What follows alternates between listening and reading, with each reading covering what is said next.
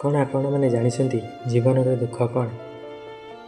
ଗରିବ ହୋଇ ଜନ୍ମ ହେବାଠାରୁ ଅଧିକ ଗରିବ ହୋଇ ମରିଗଲେ ବହୁତ କଷ୍ଟ ଦିଏ। ଜୀବନରେ ସବୁଠାରୁ ବଡ଼ କଷ୍ଟ କ'ଣ?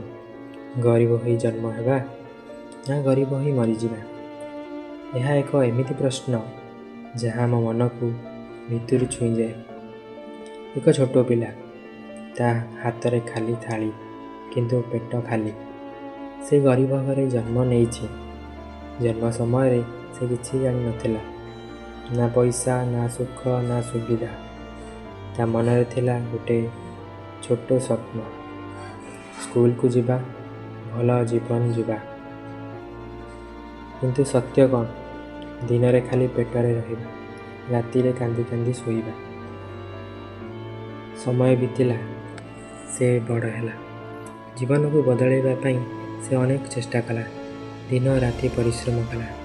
କିନ୍ତୁ ସମାଜ, ପରିସ୍ଥିତି, ଭାଗ୍ୟ ସବୁ ତାଙ୍କ ବିରୋଧରେ ରହିଲା। ସମଗ୍ର ଜୀବନ ଲଢ଼ିଲା, କିନ୍ତୁ ଶେଷରେ ତା ପାଖରେ ନଥିଲା ପଇସା, ନଥିଲା ସମ୍ମାନ, ନଥିଲା କେହି ନିଜ ଲୋକ। ଯେବେ ସେ ମରିଗଲା, ସେ ତଥାପି ଗରିବ ଥିଲା। ତାଙ୍କ ଶେଷ ସଂସ୍କାର ମଧ୍ୟ ସରଳ ଭାବରେ ହେଲା। କେତେ ଲୋକ ଆସିଥିଲେ, କେତେ ଲୋକ ତାଙ୍କ ପାଇଁ କାନ୍ଦିଥିଲେ। ସେ ଜୀବନ ଯେତେ କଷ୍ଟ ଭୋଗିଲା, ତାଠାରୁ ବଡ଼ କଷ୍ଟ ହେଲା ଗରିବ ହୋଇ ମରିଯିବା।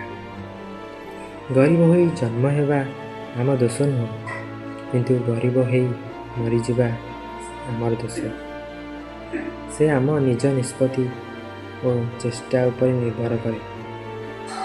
ଜୀବନ ଆମକୁ ସବୁବେଳେ ଏକ ଅବସର ଦେଇଥାଏ, ପରିବର୍ତ୍ତନ ଆଣିବା ପାଇଁ, ସ୍ୱପ୍ନକୁ ସତ୍ୟ କରିବା ପାଇଁ।